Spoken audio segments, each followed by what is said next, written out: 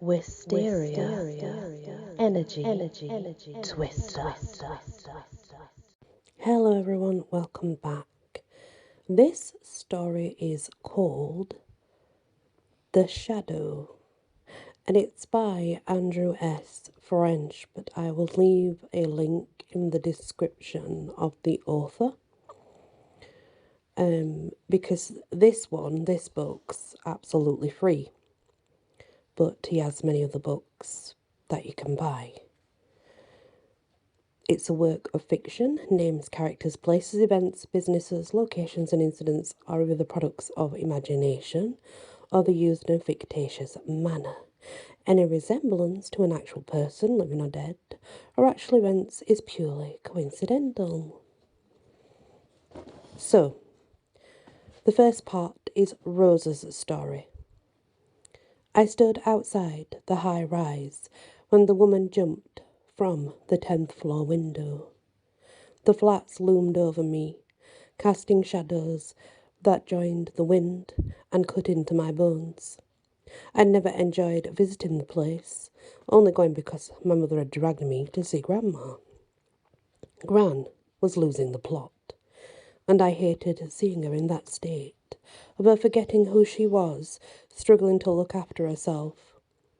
After a fall last Christmas, I'd left Gran with 2 fractured ribs. Mum had arranged for carers to visit Gran 3 times a day. Mum would still go at least once a week, but I avoided it if I could. I was only there that day because I'd read online that Zoe, the Instagram influencer, was shooting an advert across the road near the Prince statue. No matter how hard I tried, I couldn't find an answer to why there was a Prince statue in the middle of a council estate in the north of England. But it was cool to see it. My ambition was to become that famous. I'd be like those stars who only used one name, like Zoe and Prince. My mother said an 18-year-old shouldn't be wasting the time on stupid dreams. But what's the point of having an ambition if you don't shoot for the stars? Anyway, that's why I was there the morning that woman jumped from the window. Mum was already walking towards the entrance of the flats when I saw the group around the Prince statue. Teenagers carrying red balloons and people dressed as clowns. There was music playing, but I couldn't make out what it was. I was straining my ears to hear it when I heard the shouting from above me. That's when I looked up to see the woman hanging out of the window. "Hey, you, girl. The pleading in her voice made me tremble.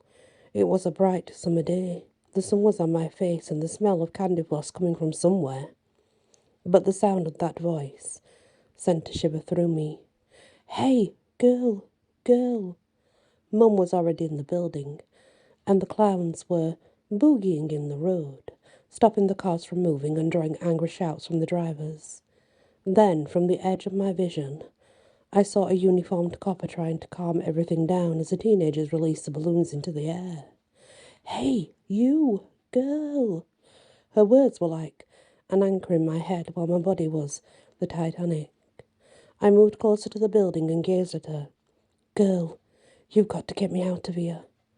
"Rose? What are you doing?" My mum's voice shook my attention away from the woman in the window. By the time I glanced back, she'd gone. That's when I heard the body hit the ground.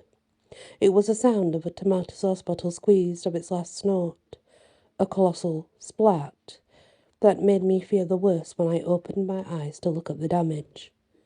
But she was lying there, untouched. I held my breath, ready to run to her, when something made me stop. No, not something. It. The shadow. I thought at first it was from something else, maybe a shadow from the building, until I realized it was crawling from her body, not from underneath or behind her, but from inside her. Shadowy hands with long fingers came out, digging nails into the pavement and dragging the shape from the body. I wanted to turn and run, but my legs were frozen, rooted to the spot, as dozens of red balloons floated past me. But maybe it was all in my head. Or what if the woman was still alive? Then, as the shadow was finally out of her, the thing twisted its head at me and grinned. I'm not sure how it happened, but the mouth and eyes, Jesus, those eyes, were lighter than the rest of it. But it gazed straight at me, then grinning with sharp shadow teeth, its long fingers dug into the pavement and it crawled towards me. I can't remember anything after that. Cara's story. Rose isn't a bad child. She's my only daughter, and I'm as proud as hell of her, but she gets some strange notions in her head sometimes.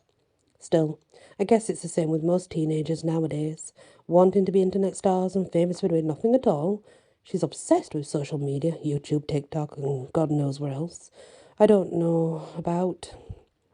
thought about taking the phone from her, but how could I? She'd report me to social services for cruelty. It was different in my day. We never had access to fancy stuff kids have now, and my mother would have never let me have the things that Rose has. My mother. That's why we were there that morning, completing my duties for the woman who'd never loved me. But what could I do? I'm not one of those horrible children who abandon their parents when things go wrong for them. And they've been going wrong for her a while, with dementia and everything that it brought with it. Memory loss, agitated behaviour, incontinence, and nearly burning down her own flat. Therefore, every visit to my mother was stressful. That's why I was focused on her when I walked into the building without realising Rose wasn't with me. I was halfway to the lifts when I noticed her absence. So I was angry when I went back outside and saw her just standing there like an idiot, gawping into the sky. At first, I thought she was staring at those balloons, and a clown fighting with a copper in the street distracted me. Then I saw the body hit the ground, only a few feet from me. My God, the noise it made, like a car hitting somebody at 60 miles an hour. I clutched my throat, about to throw up, when I had this horrible thought. That, if they'd fallen onto Rose? I stumbled forward, expecting to see blood and bones everywhere, but there was only the body. Then I saw Rose staring at the dead woman, and relief overwhelmed me. She was in shock. I could tell by her face on her, but who wouldn't be? I was about to go around the body and run to her when something moved between us. Another mad idea swept through me that the woman was still alive. Perhaps she'd only fallen from the first to second floor. That would explain why there was no blood. But what I saw was impossible. It was a shadow crawling from the body. And I gasped. What? Then the thing jerked its head back to stare at me through black holes for eyes. And they were dragging me towards them. My legs refused to shift as the creature grinned at me. It grinned at me. Thick glue smothered the inside of my head, squeezing the life from my brain. I saw Rosa's mouth tremble, but the only thing I heard were those clowns blowing their stupid horns. Then there was another sound from above me. I twisted my neck, seeing a man leaning out of the window near the top of the building and staring at me. No, he wasn't looking at me, but at that moving shadow. He shouted something. I couldn't hear it, but the noise unfroze my brain and legs. I ran forward, jumping over the corpse, ready to fight the thing that was threatening my daughter. But it was gone. I threw my arms around Rose and hugged her. She was cold and unmoving, but I felt her heartbeat next to mine. We stood like that until I heard the ambulance coming down the street. And that's the first two parts of The Shadow. We shall continue with the rest on the next episode. Thank you for listening and many blessings. Wysteria. Energy. Twister.